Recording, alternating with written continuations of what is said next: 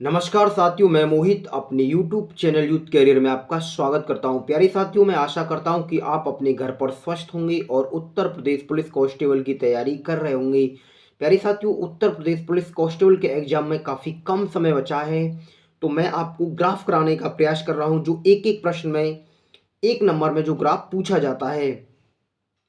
प्यारे साथियों, ऐसे ग्राफ 2019 में उत्तर प्रदेश पुलिस कांस्टेबल के एग्जाम में पूछे गए थे। मैंने ऐसे ग्राफ कराने का प्रयास किया है। मैंने क्लास नंबर 9 में भी ऐसे ग्राफ कराने की प्रयास किया है। तो देखिएगा, आज भी मेरे पास 2-3 ग्राफ हैं ऐसे ही इस टाइप से। प्यारे विद्यार्थियों, ऐसे पूछे जाते हैं, काफ़ी अच्छे ग्राफ हैं। तो देखिएगा, क्वेश्चन नंबर की तरफ चलते हैं, हमें इसमें क्या बातें दी गई हैं। प्यारे साथियों, देखिएगा, कोई भी ग्राफ करते समय सबसे पहले जो उसमें बातें दी गई होती हैं उन्हें आप अच्छे से पढ़ें और तब उसको सरल करें। जैसे रेखा आलेख 6 मैचों में एक बल्लेबाज के स्कोर को दर्शाता है। पिछले मैच की तुलना में उसका प्रदर्शन कितने मैचों में बेहतर था। प्यारे विद्यार्थियों, मैंने इसमें ऑप्शन भी लिखे हैं कि ऑप्शन इस तरीके से मैंने ऑप्शन कोड लिखने का प्रयास किया है। देखिएगा, ऑप्शन भी नीचे दिए गए हैं। एक मैच में या प्यारे विद्यार्थियों 3 मैचों में या 4 मैचों में या 5 मैचों में, तो इस तरीके से ऑप्शन दिए गए हैं। आइए मैं आपको सरल करने का तरीका सिखाता हूं। देखिएगा प्यारे विद्यार्थियों, सबसे बाद में बात पूछी गई है, इसमें बात यह है कि पिछले मैचों की तुलना में उसका प्रदर्शन कितने मैचों में बेहतर था। प्यारे विद्यार्थियों, देखिएगा, जैसे जो बात इधर दी गई है वो मैच का जो औसत स्कोर दिया गया है, ठीक है, और नीचे दिए गए हैं मैचों की संख्या। जैसे पहला मैच, ये दूसरा मैच, ये तीसरा मैच, इस तरीके से ये बातें दी गई हैं। तो देखिएगा, पहले मैच में खिलाड़ी के द्वारा कितने रन बनाए गए हैं, तो आप बताएंगे सर 10 रन बनाए गए हैं, क्योंकि ये प्रत्येक मैच में उसका स्कोर है। ऐसे देखिएगा, दूसरे मैच में कितने स्कोर बनाया गया है, 17।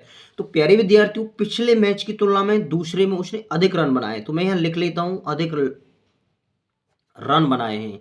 ऐसे ही प्यारे विद्यार्थियों, दूसरे मैच की तुलना में तीसरे मैच में उसने अधिक रन बनाए हैं, और हमसे यही बात पूछी जा रही है कि कितने मैचों में उसने अधिक रन बनाए हैं। दूसरे की तुलना में तीसरे मैच में उसने अधिक रन बनाए हैं। प्यारे विद्यार्थियों, चौथे मैच में उसने 45 रन बनाए, तो पिछले मैच की तुलना में इसमें कम रन है। प्यारे विद्यार्थियों, कम रन है, कम। ऐसे देखिएगा, चौथे मैच की तुलना में पांचवें मैच में उसने कितने रन बनाए हैं, 63। तो प्यारे विद्यार्थियों, अधिक रन बनाए हैं, यहाँ भी अधिक रन बनाए हैं पिछले मैच की तुलना में। ऐसे ही पांचवें मैच की तुलना में छठे मैच में उस व्यक्ति के द्वारा यहाँ भी कम रन बनाए गए हैं। तो हमसे क्या बात पूछी गई प्रश्न में पूछा गया था पिछले मैच की तुलना में उसका प्रदर्शन कितने मैचों में बेहतर था। तो प्यारे विद्यार्थियों, बेहतर को मैंने अधिक शब्द देकर दर्शाया है। तो देखिएगा, एक मैच में उसका बेहतर स्कोर था, उसके बाद दूसरे मैच में भी उसका स्कोर बेहतर था, उसके बाद तीसरे मैच में भी उसका स्कोर बेहतर था। यानी 3 मैचों में जो उसका स्कोर है प्यारे विद्यार्थियों, वो अधिकतम रहा है। तो देखिएगा, इस प्रश्न में जो आंसर जाएगा प्यारे विद्यार्थियों, ऑप्शन नंबर बी सही हो जाएगा। 3 मैचों में उसका जो औसत है अधिकतम रहा है। ऐसे प्रश्न उत्तर प्रदेश पुलिस कांस्टेबल के एग्जाम में पूछे गए हैं। देखिएगा, मेरे पास एक और प्रश्न है प्यारे विद्यार्थियों इस तरीके से, और ये भी काफ़ी अच्छा प्रश्न है, कोई कठिन प्रश्न नहीं है। और मैं आशा करता हूं कि आने वाले एग्जाम में यदि कोई ऐसा ग्राफ आएगा तो आप उससे आसानी से कर सकेंगे। प्यारे विद्यार्थियों, ये भी कुछ ग्राफ इस तरीके से है। निम्न रेखा आलेख का ध्यानपूर्वक अध्ययन कीजिए और नीचे दिए गए प्रश्नों के उत्तर दीजिए। निम्न रेखा आलेख भारत में विभिन्न वर्षों में सार्वजनिक क्षेत्र के बैंकों की शाखाओं की संख्या को दर्शाता है। प्यारे विद्यार्थियों, ये बैंकों की शाखाओं के बारे में दी गई है, और नीचे जो दी गई है ये वर्ष दिए गए हैं। नीचे 1980, 1981, 1990, 1991, 2000 से 2001, 2010 से 2011, 2020 से 2021, ऐसी कुछ बातें दी गई है। तो प्यारे विद्यार्थियों, हमसे प्रश्न में अंतिम में जाके ये बात पूछी है। देखिएगा, 1980 से 81, 1980 से 81, उसके बाद 2020 से 2021 तक शाखाओं की संख्या में कितने प्रतिशत की वृद्धि हुई है।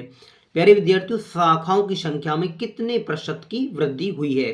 कुछ भी नहीं है, काफ़ी आसान प्रश्न है। आप सभी विद्यार्थी ऐसे प्रश्नों को आसानी से सरल कर सकते हैं। तो देखिएगा 1980 से 1981 में प्यारे विद्यार्थियों बैंकों की शाखा कितनी थी? 10 शाखाएं। तो मैं यहाँ लिख लेता हूँ 10 शाखाएं थी। ऐसे ही प्यारे विद्यार्थियों उसने बोला है 2020 से 2021 तक की शाखाओं में कितने प्रतिशत की वृद्धि हुई है। तो देखिएगा 2020 से 21 में कितनी शाखाएं साथियों? 80 शाखाएं। तो इसमें हमसे पूछिए कि ये परसेंटेज में कितनी वृद्धि हुई है। तो प्यारे साथियों देखिएगा 10 से कोई संख्या 80 हो गई है तो कितने की वृद्धि हुई है उसमें? 70 की। कितने से हुई थी प्यारे विद्यार्थियों? 10 से। परसेंटेज निकालने के लिए हम किसकी गुणा करेंगे? 100 की गुणा करेंगे। तो प्यारे साथियों 0 से 0 कट जाएगी तो देखिएगा ये कितने परसेंटेज आएगी? 700% की वृद्धि हुई है।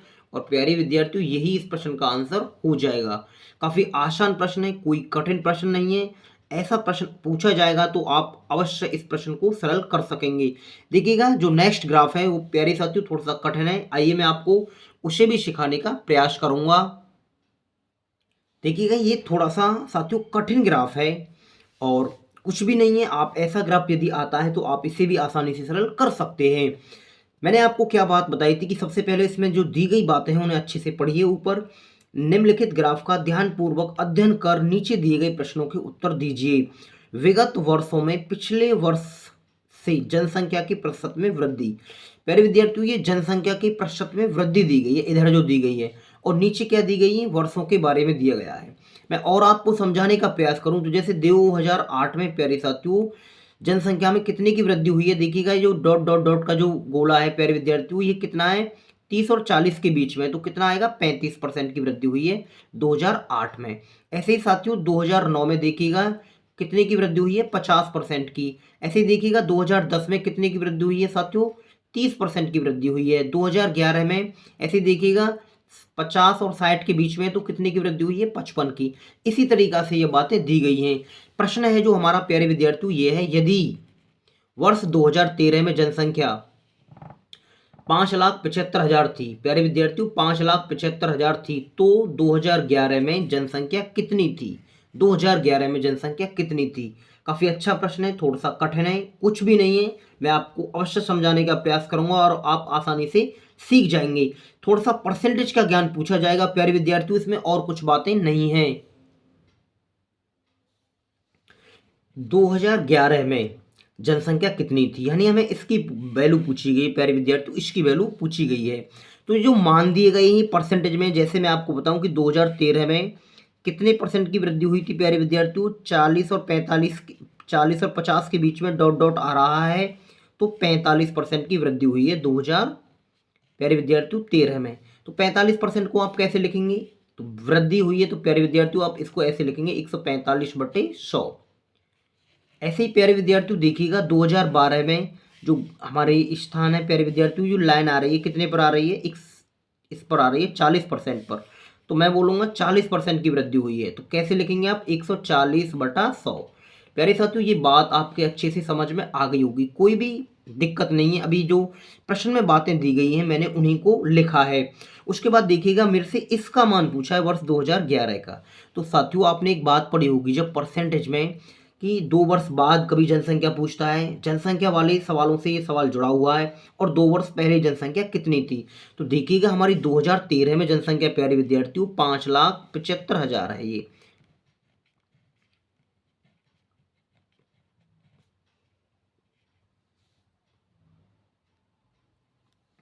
प्यारे साथियों ये 5,75,000 नहीं है, 5,75,100 है।